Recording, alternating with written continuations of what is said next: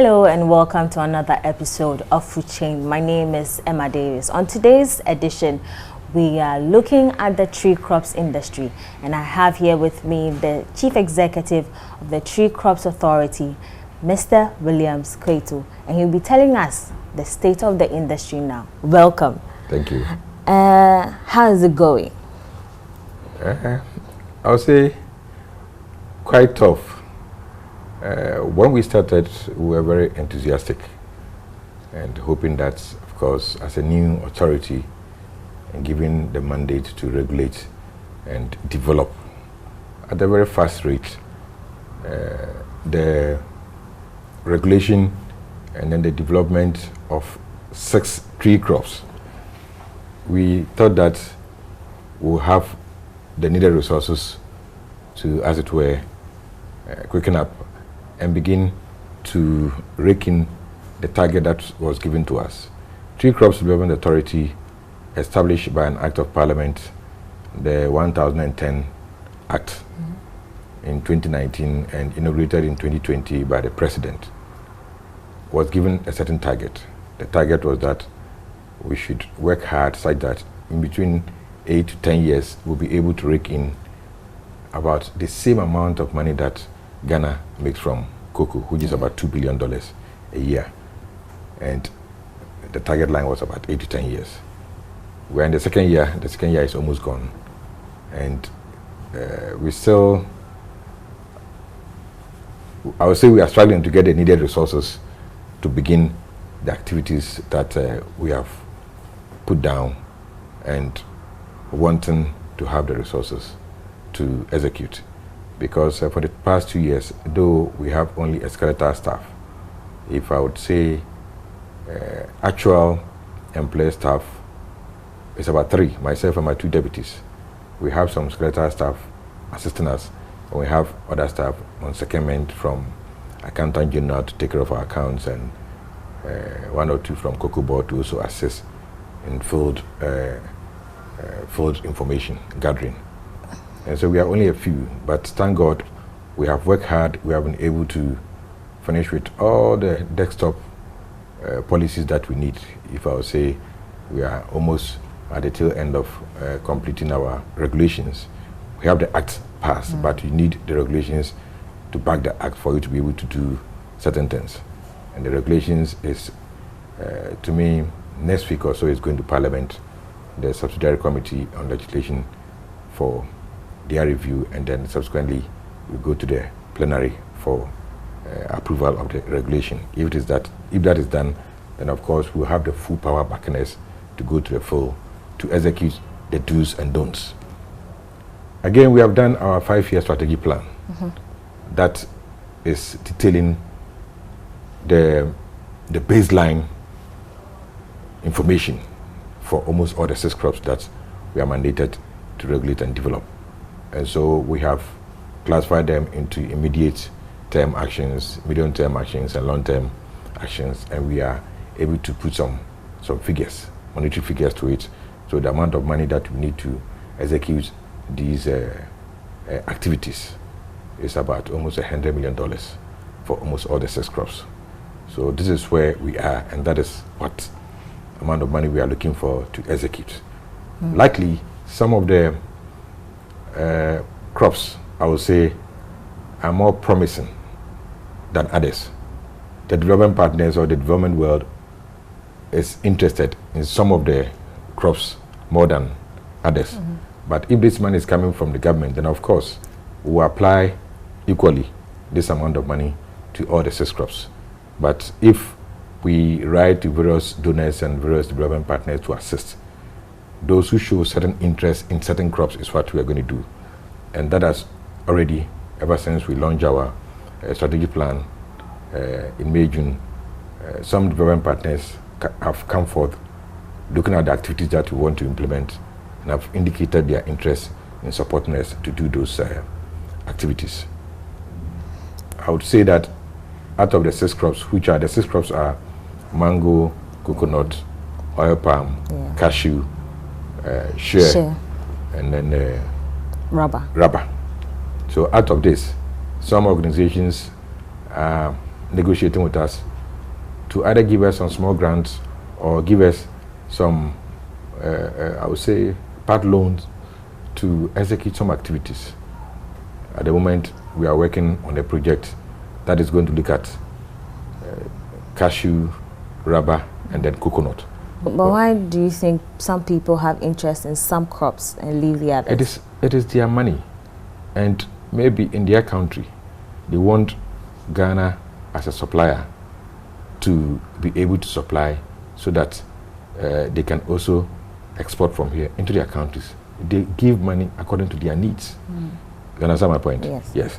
It is not every country that you can grow almost every crop. Yeah. And so if they know that they are very much dependent on, say, coconut oil or coconut, we need coconut for a certain industry, and they are partnering us, they want Ghana to grow the coconut so that we can export it to the country. So it is their choice. At the recent launch of your 5-year strategy, I was there, the minister said that the ministry or government will be giving the Tree Crops Authority 5 million every year. Is that coming? I would say, not as we would expect. Why? Have you made engagement? You know, this year has been very, very difficult for government, and so we have pushed. This year, I would say that we have had only 2 releases. That is even less than 1 million cedis. Wow. Okay, and so that is not the $5 million that was promised. It cannot come anywhere near it. $5 million now, as we even take the dollar at 10 cedis, it should be about 5 times 10 will give you 50. So that should have been about 50 million Ghana cedis. But so far, what we have been able to actualize from Ministry of Finance is less than 1 million cedis.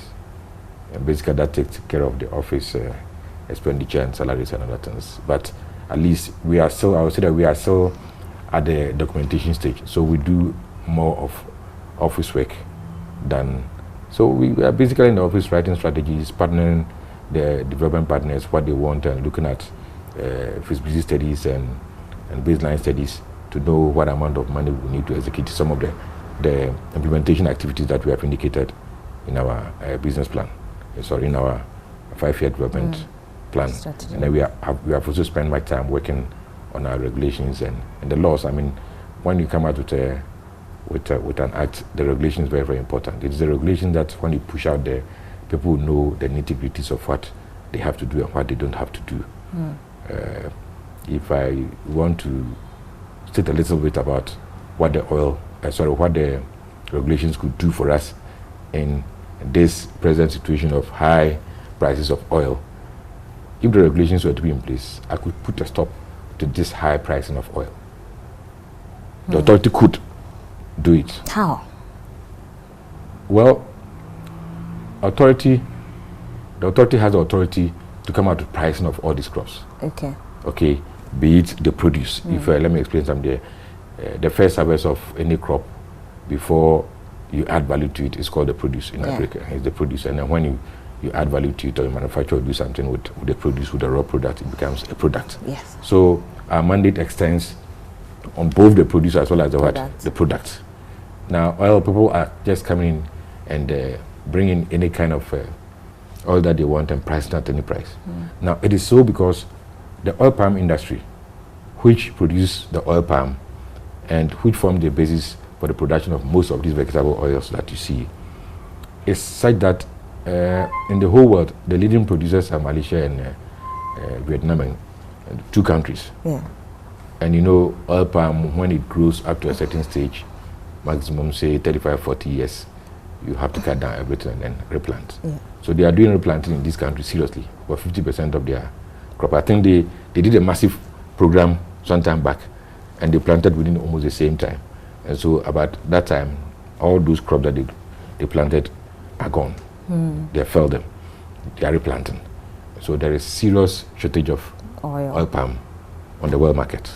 And they themselves have banned exports. Yeah. So they are protecting their interests. And here in Ghana now, if you go to oil palm industry, a ton of oil palm, the fruit that used to sell at 800 cedis is now selling at about 1,700, 1,800 cedis. Nobody, double the price. Nobody is giving a cap on that. Nobody. We don't have any pricing system now. But as I speak to you, we have developed a pricing system. We have gone around and validated the pricing system, which you have all agreed, because they also reckon that there are certain times that sometimes they struggle, they get a pound fruits, and even getting 100 cedis or 200 cedis per ton becomes difficult. So we have the authority to come out with a pricing mechanism in relation to the world market. So at the moment, if we were to price oil palm fruits based on the world market, the price of oil palm fruit per ton will be at about 1,200 Ghana cedis, not 1,700, 1,800. Wow. School feeding program at the secondary schools. The secondary schools are not getting, the SHS, they are not getting oil palm at all now. Why? Because the price that Ministry of Education has put on a gallon or 25-liter container of oil palm is about 450, and that is selling on the market at about 800 cedis now. So no supplier can go and buy the oil palm at 800 cedis and supply to buffer stock to Ministry of Education through buffer stock at 450 cedis. Yeah. So that item, for instance, is virtually gone on their menu. Okay, but so it becomes difficult, but we could control it. We could put a cap to it. We are in this country. The plantations are ours. If we had the money to be supporting the oil palm industry, we are giving them fertilizer, we are doing this. We could control the price.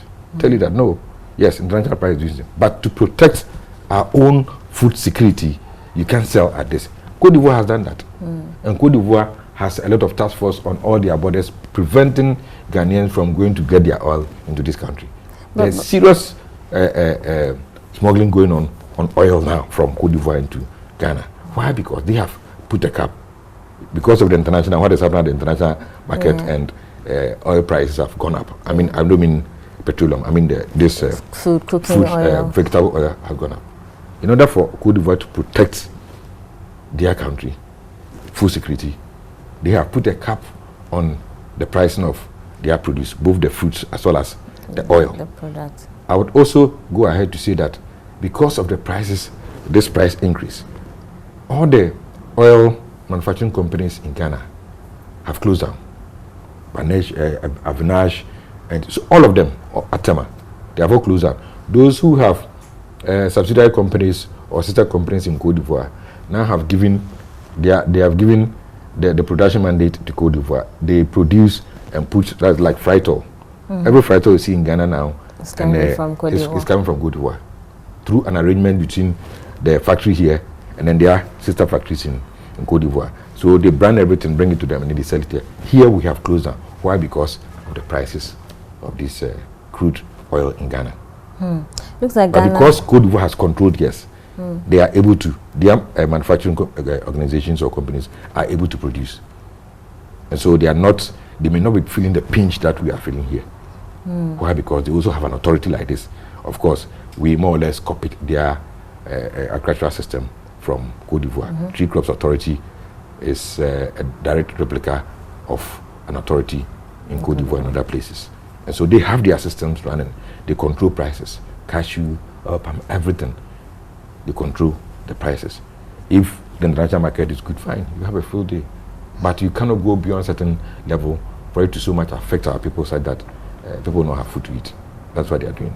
And so exactly the same thing is what Tree Crop Development Authority of Ghana is pursuing to do. So we have developed pricing for oil palm.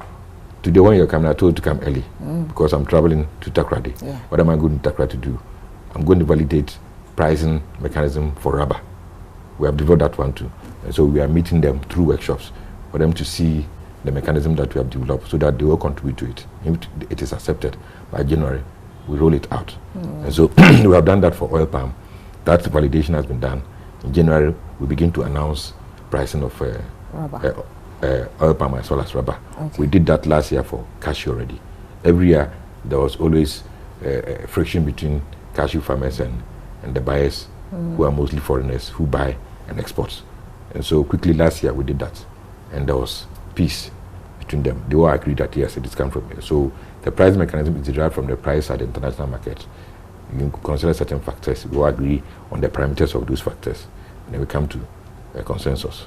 And so every year, if any parameter changes, the formula, the final result also changes. So this year, for instance, cashew on the 15th of December is where we have, the authority has decided that around 15th of December, because cashew picking starts around the second week of December. So around 15th of December, we announce a new price all the time for cashew. So we have been able to also develop pricing mechanism for oil palm as well as rubber. And so this year, next year, 2023, January, oil palm will have pricing mentioned per month, because oil palm is a crop that can be harvested any time of the year. Rubber is also harvested any time of the year. But in the case of cashew, for instance, it has a season. It starts from the middle of December up to, say, May, June. So you announce on the middle of, on the 15th of December. Ghanaians or Ghana, we are noted for exporting produce rather than products. Yes. And I know the authority was established to ensure that this narrative changes. What has been the progress so far? Like I said, we have prioritized the challenge of every crop into three: immediate, medium term, and distant. Long term. Mango, for instance, their immediate challenge is the disease and the processing. Okay. And so for mango, any funding that we get, in the case of mango, we are not even going to be looking at seedlings and fertilizer. No. What they are producing now, they are not getting, or they are not reaping the profit on their investment. So we are able to separate or prioritize the processing of mango over the disease. Now that we able to prioritize the disease over the processing. So at our first meeting, we decided to put the two together. That if we get any funding for mango, we should go into getting processing machines for certain key areas. In fact, we have identified some areas, and there are some private people who were doing 1D, 1F, and there's a big factory in Kumasi that I got stuck. The money that was given to him was not enough to complete the factory. I think that he expanded it a bit, and we are struggling, or we are striving with him to secure some other funding. And we don't have money now. We don't have funding to guarantee the loan that we get for him. Other than that, by now, I think that would have resolved that issue. He needs roughly about $500,000 more to complete that factory. And if he's able to complete it, in fact, all mango from the northern sector, if I say northern, from Sunyani area, mango in Ghana here is divided into three main sectors. The Greater Accra, Sobanya area, then they have the Middle Belt area, Kumasi area, then they have the northern section. So the Middle Belt area, which is more Sunyani, Techima area, they have more mango there. That factory could have served all of them. When you come down here, those who are here don't have much processing problem compared to those in the Middle Belt area. Why? Because there are two processing factories here. Our 5-year plan, I've already said, is about $100 million. That is how we have cost it. So if we get more than $100 million, hallelujah, we'll do more. But on a small scale, we want about 100 million cedis to pick this thing up within the next 5 years. The 100 million cedis will not make us, or will not enable us to achieve the target that was given to us by the president. No, not at all. Okay. But when we do the calculations, at least it is able to improve the level of research, the activities that we need to do to quickly resolve disease issues and issues of low productivity and all that. One thing that I need to mention, that when we say producers, the money may not necessarily be given to the producer.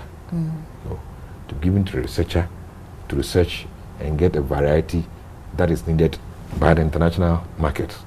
Okay. And then the researcher will produce the genetic material, which will be multiplied by another person, and then you get the planting material, which will then be given to the producer, the farmer.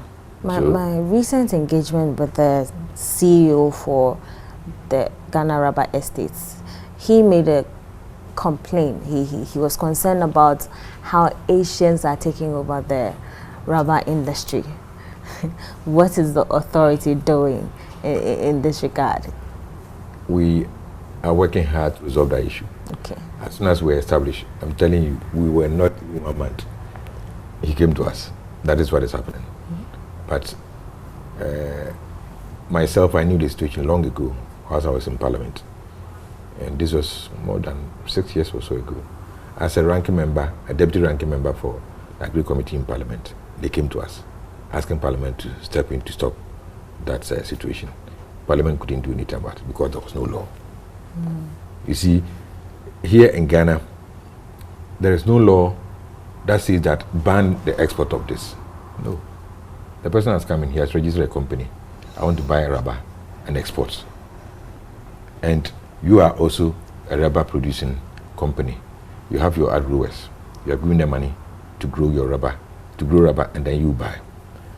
After giving them that money, somebody is also loitering around, also buying rubber to export, which we don't have any law to ban that person from doing that business. Okay, after all, that person, when they export, will bring in some foreign exchange earnings and other things. Your price that you want to buy the rubber after giving them the money, when they look at what you are doing with them, they think that you are cheating them. Because you even cost the extension service that you give to them in euros. Everything that they do, you cost it in euros. So at the end of the day, they think that they have taken some funding from you, but the price at which you buy the rubber is quite low. It's a human being. They will outwit you. So they side sell to people who just buy because that person has not done any investment there.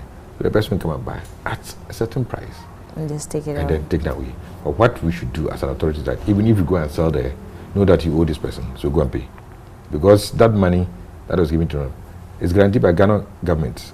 And so that is a loan to Ghana government. And so this authority is going to resolve that issue. So if someone says that, yes, I will buy, I will not process here, you are deniers of employment, okay? Yeah. And you are deniers of a number of things here. So then pay 50% and send it away. If you're able to pay, fine, take it away. One challenge that is affecting most farmers, not just tree crop producers, is climate change.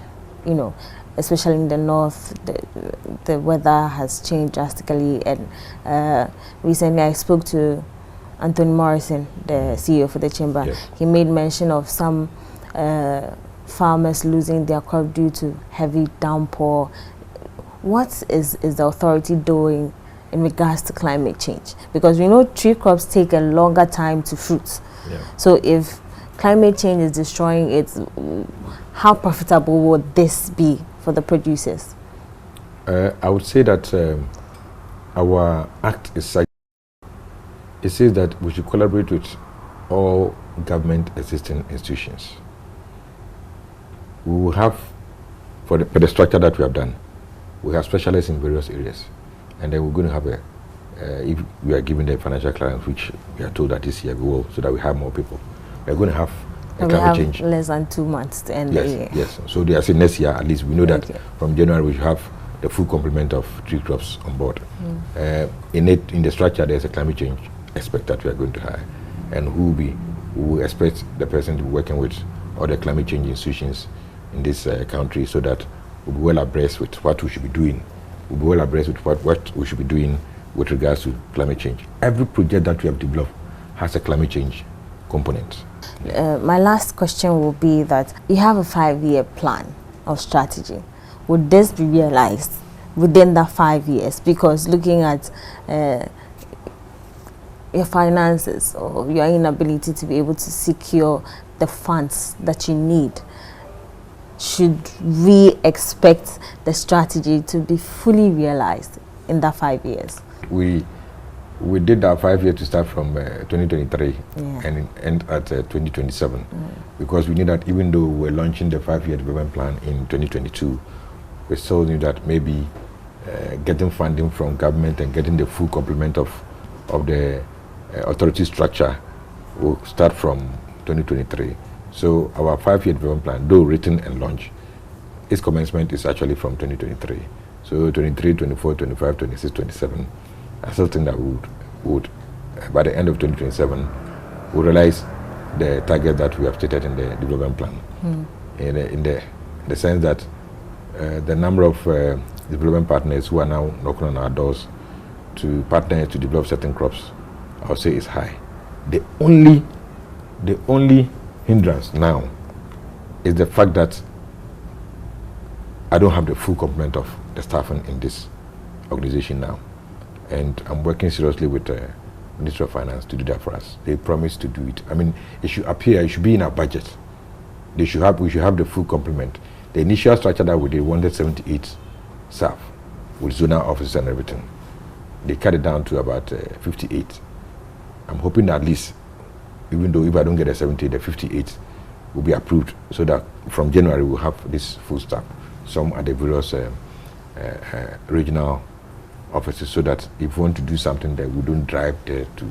There should be people there to just gather the information and send it to us, so that we'll be able to execute it. Thank you very much, Mr. Kwetu, for making time. I hope I pronounced right this time, Kwetu. Kwetu, yeah. Okay. That's it for today's episode of Food Chain. I hope you enjoyed today's conversation.